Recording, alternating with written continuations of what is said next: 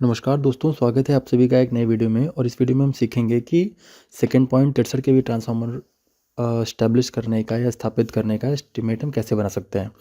उसके लिए हमारे पास दो फाइल होनी चाहिए। एक हमने देखिए यहाँ पे बनाया हुआ है, इसमें WBS purchase group material code और क्वांटिटी फिल करके रखा हुआ है। साइड में नेम हमने अपनी आवश्यकता अनुसार रखा है, कंपलसरी नहीं है इस फाइल में रखना इसको। यहाँ पे आप देख पाएंगे WBS purchase group material code और क्वांटिटी। यहाँ ध्यान देना है कि 63 केवी ट्रांसफार्मर में बीर आपका WBS रहेगा। इस फाइल को हम क्लोज कर देते हैं। एक और फाइल हमारे पास रहेगी, ये डिसेंट्रलाइज आइटम्स की फ़ाइल है। वो जो फाइल थी उसमें हमने सारे सेंट्रलाइज आइटम्स रखे थे। तो यहाँ पे डिसेंट्रलाइज आइटम्स में इसका आपको नेम, क्वांटिटी और रेट एक अलग फाइल बना करके रखना है, जिसको आप आगे यूज करेंगे। क्योंकि ये मटेरियल का PR नहीं जनरेट करेंगे, ये आपको जो कॉन्ट्रैक्टर होगा, जिसको टेंडर मिलेगा, वो अपने से लगाएगा। यहाँ से हम SAP में लॉगिन करेंगे।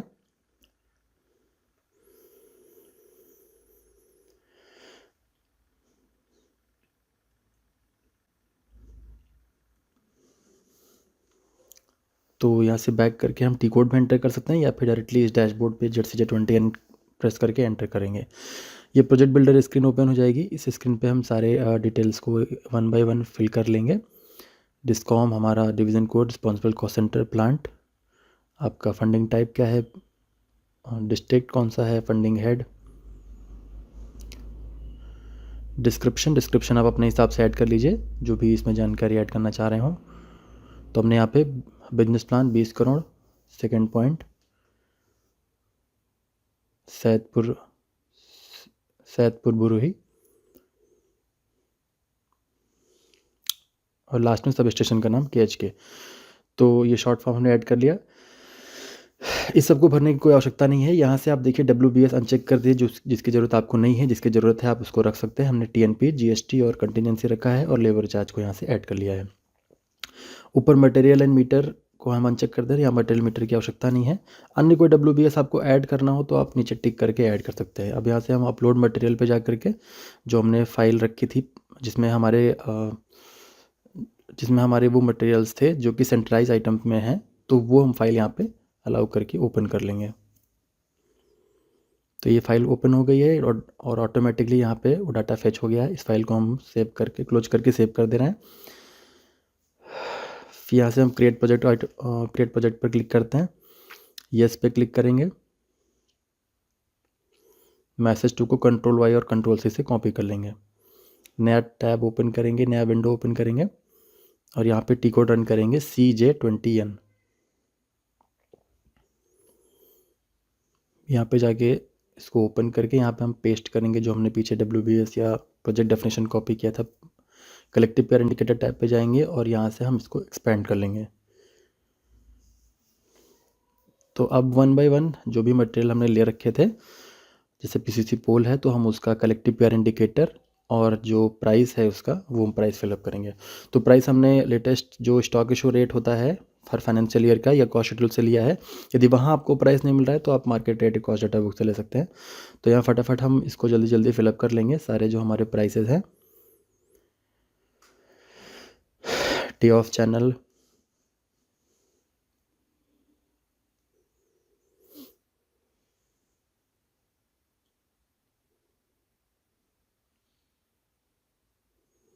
टॉप चैनल फिल कर दे रहे हैं।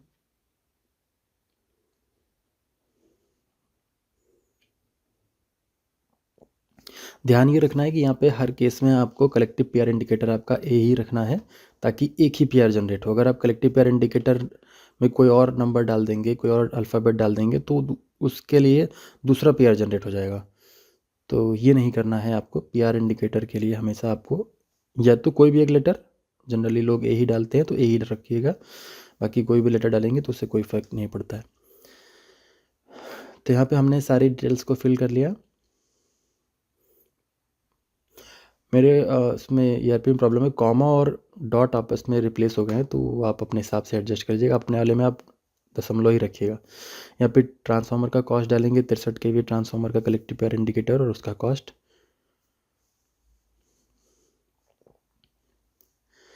और चूंकि हमें यहाँ पे 63 केवी ट्रांसफार्मर डबल पोल पे रहेगा, इसकी कोई हमें प्लिंथ या फेंसिंग की आवश्यकता नहीं है, तो हम यहाँ पे इसकी सर्विस को डिलीट कर दे रहे हैं। तो वहाँ पे हमने VK1 एंटर करके इसकी सर्विस को यहाँ पे क्लिक किया, बैक करेंगे, और यहाँ पे पॉपअप आ गया, हमने यस करके इस की सर्विस को डिलीट कर दिया। अब प्लांट एंड मशीनरी की सर्विस की हमें ज़रूरत रहेगी, क्योंकि जो बाकी मटेरियल जो डिसेंट्रलाइज वाले आइटम हैं वो हम इसकी सर्विसेज में ऐड कर लेंगे। तो यहाँ पे जाएंगे, यहाँ परचेज ग्रुप में VK1 क्योंकि वाराणसी है, बाकी पश्चिमांचल मध्यांचल के लिए आप अपना अलग MK1 PK1 डाल सकते हैं। सर्विस नंबर में जो कि plant and machine lines service lines and cables की है, तो यहाँ पे 1733 रखिएगा हमेशा, और 1734 आपका प्लांट एंड मशीनरी के लिए हो जाएगा। तो ये एक्सेल फाइल से अब एक एक करके यहाँ पे हम डेंजर प्लेट है जैसे इसका क्वांटिटी और रेट, तो 1 बाय 1 फटाफट इसको हम फिलअप कर ले रहे हैं। यहाँ पे क्वांटिटी और रेट डाल दिया। फिर सब में सर्विस नंबर हमारा सेम रहने वाला है, बस उसका नाम बदल जाएगा। जैसे अभी हम कंक्रीटिंग का, तो आप क्वांटिटी अपने हिसाब से एडजस्ट कर सकते हैं, रेट अपने हिसाब से एडजस्ट कर सकते हैं। ये तो बस समझाने के लिए आपको PR दिखाया जा रहा है या प्रोसेस दिखाया जा रहा है।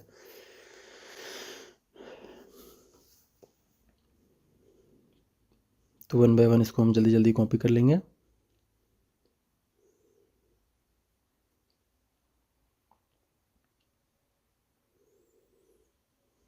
कौन से मटेरियल सेंट्रलाइज में है, कौन से डिसेंट्रलाइज में है, ये आप अपने संबंधित ड्राफ्टमैन या सर्किल या डिवीजन लेवल पर भी बात करके वहाँ से डिसाइड कर सकते हैं, या आपको आइडिया हो तो आप अपने अनुसार भी यहाँ पे ले सकते हैं। ये ध्यान रखिएगा कि जो आप डिसेंट्रलाइज में यहाँ पे ले रहे हैं वो PR में जनरेट होकर के नहीं जाएंगे, वो संबंधित कॉन्ट्रैक्टर को अपने से लगाना है, इसलिए हम उसको एस्टिमेट में तो ऐड कर रहे हैं लेकिन PR में नहीं कर रहे हैं, क्योंकि वो हम स्टोर से उसको नहीं पिकअप करेंगे।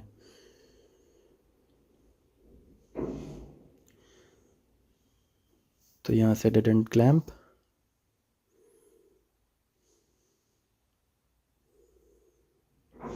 लग,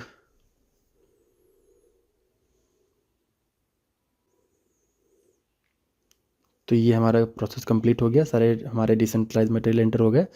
अब फटाफट हम चार्जेस को भर देंगे यहाँ पे।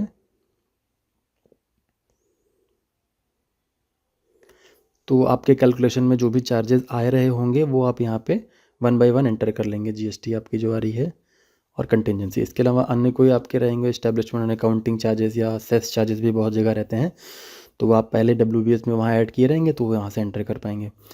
तो ये हमारा अब एस्टिमेट ऑलमोस्ट कंप्लीट है। एक बार हम नेटवर्क पे जा कर के, ये हमारा नेटवर्क है, इस पे जा कर के एक बार हम कॉस्ट चेक कर लेते हैं। तो एडिट में जाएंगे, कॉस्ट आइटमाइजेशन, तो ये 5,28,885, थोड़ा कॉस्ट डिस्टर्ब समझ में आ रही है। यहाँ पे हमारा डेड एंड क्लैंप जो है उसको हमको 2 रखना चाहिए था, हमने यहाँ पे 4 कर दिया है डिसेंट्रलाइज आइटम्स में। उसको वापस से हम जाके सही कर देंगे तो कॉस्ट हमारी जो ओवरऑल आ रही थी वो ठीक हो जाएगी। सर्विस केबल्स में जाएंगे, इस ऑप्शन पे टिक करेंगे, और यहाँ पे देख रहे हैं ये डेड एंड क्लैंप हमारा जो है ये 4 हो गया है, इसकी क्वांटिटी को हम वापस से 2 कर दे रहे हैं। यहाँ पे देखिए डेड एंड क्लैंप 2 ही था, हमने गलती से वहाँ पे 4 ले लिया था। वापस से जाएंगे, अब इसको हम इंटरमीडिएट, एक बार हम फिर से चेक करते हैं इसका कॉस्ट। तो कॉस्ट अभी भी वही है, एक बार हम इसको इंटरमीडिएट सेव कर लेंगे तो वो वहाँ पे जो हमने अभी करेक्शन किया है वो यहाँ पे डिस्प्ले होने लगेगा। तो इस आइकन, जो इंटरमीडिएट आइकन आपको दिख रहा होगा राइट साइड में सबसे, इस आइकन पे क्लिक करके हम अपने एस्टिमेट को इंटरमीडिएट सेव कर देंगे। अगर आपके में कोई एरर नहीं है कॉस्ट आइटमाइजेशन में चेक करने के बाद, तो आप डायरेक्टली सेव बटन जो ऊपर अभी हम नेक्स्ट स्टेप में दिखाने वाले हैं वहाँ पे आप क्लिक करके डायरेक्टली सेव भी कर सकते हैं। तो ऐसा कोई ज़रूरी नहीं, अगर कुछ प्रॉब्लम है, कुछ करेक्शन करना है तो वहाँ से फिर आप चेक करने के लिए करेंगे। तो हमने इंटरमीडिएट सेव करके अब हम देख रहे हैं, तो ये अब हमारा प्राइस मैच कर रहा है हमारे एस्टिमेट के हिसाब से। तो अब इसको हम फाइनली सेव कर देंगे। तो ये सेव बटन है, इस पर हम क्लिक करके जो भी टर्म्स एंड कंडीशंस इसके पॉपअप आ रहे हैं उन सबको एक्सेप्ट करते जाएंगे। तो नीचे आ भी गया डाटा नॉट चेंज्ड, हमने उसमें से कोई चेंज नहीं किया था और हमारा एस्टिमेट एकदम अप्रोप्रिएट बना हुआ है। यहाँ से हम इसका प्रोजेक्ट डेफिनेशन कोड वापस से कॉपी कर लेंगे और इसको बैक करके क्लोज कर देंगे, नहीं तो अप्रूवल के समय ये हमको एरर आ जाएगी, हम अप्रूव नहीं कर पाएंगे इसको। तो यहाँ पे हम टी कोड चलाएंगे ZPS_APPR, एंटर किया, डिस्कॉम एंटर करेंगे,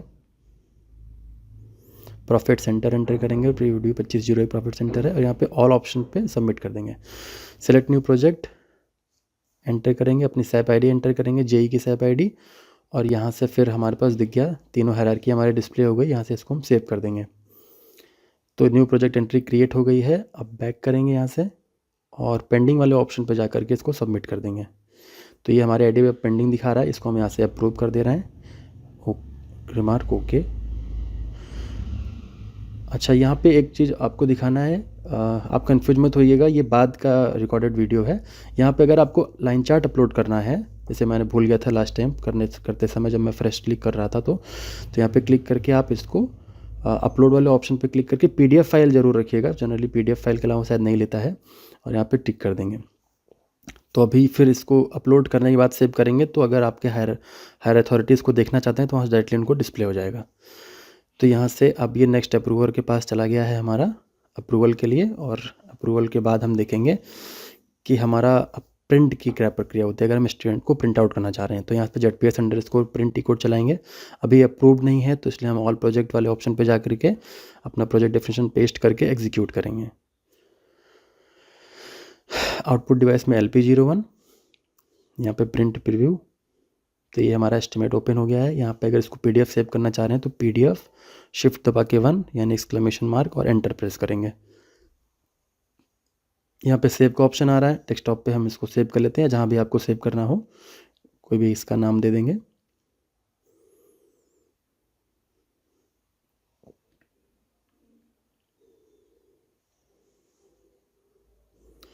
तो यहाँ से हमने इसको नाम दे दिया है, अब इसको हम सेव कर देंगे। तो आइए हम इस प्रोजेक्ट को ओपन करके देखते हैं कैसा दिख रहा है।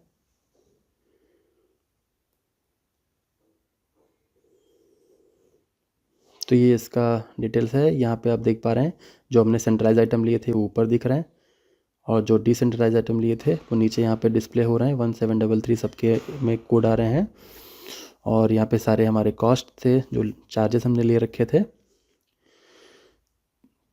तो ये पूरा एस्टिमेट हमारा हो गया। इसको प्रिंट करके आगे आप दे सकते हैं अगर आप यूज करना चाहें तो।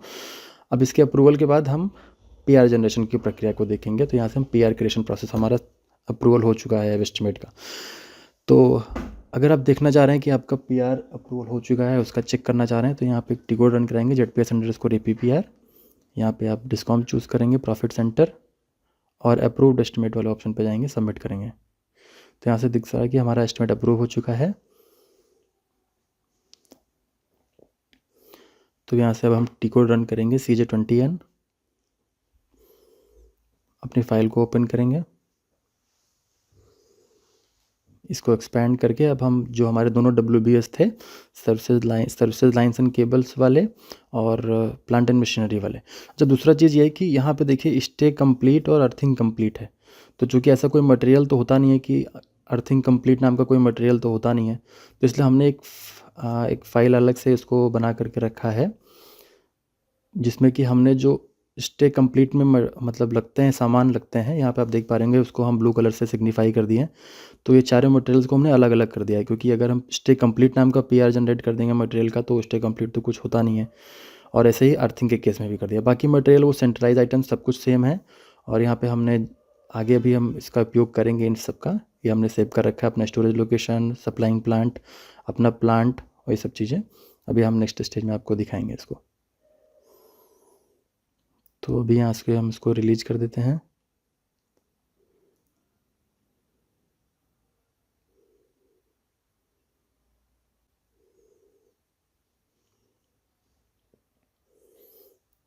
और इसको अब हम सेव कर देंगे।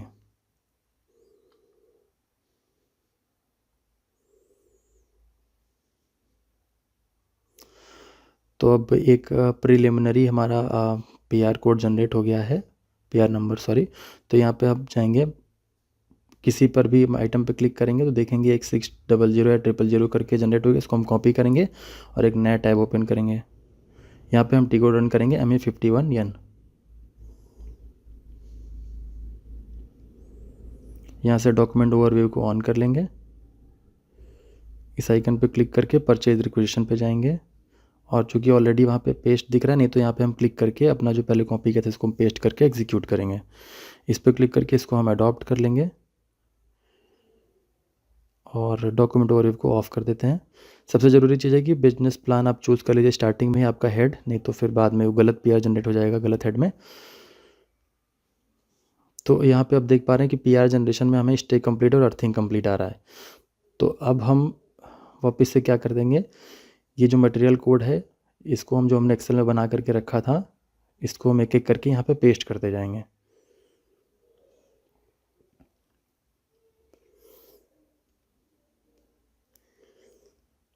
ये WBS एंटर करने के लिए है, यहाँ पे क्यू एंटर करेंगे, ये भी कॉपी कर लिया। तो इस वजह से आप इसको अपने हिसाब से आप सेव कर लीजिएगा अपनी स्टोरेज लोकेशन और अपने प्लांट कोड के हिसाब से। तो यहाँ पे हम वापस जल्दी जल्दी इसको फटाफट फिल कर देते हैं। क्वांटिटी,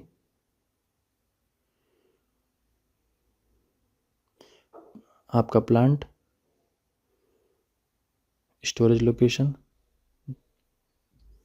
तो यहाँ से एक्सेल से कॉपी करने में आपको फटाफट जल्दी हो जाएगा और बार बार मैनुअली एक एक करके एंटर नहीं करना होगा। ये आपका परचेज ग्रुप हो गया। उसके बाद सप्लाइंग प्लांट,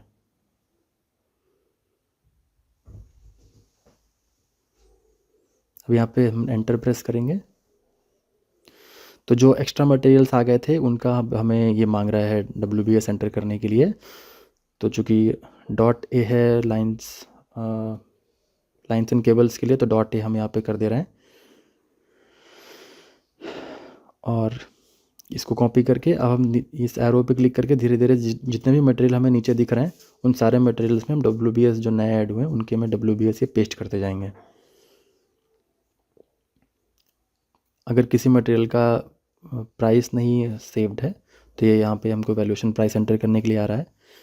तो ये हमने प्राइस इसका एंटर कर दिया। तो हम फटाफट जल्दी से सारे मटेरियल्स के WBS कोड को कॉपी पेस्ट करते चले जाएंगे।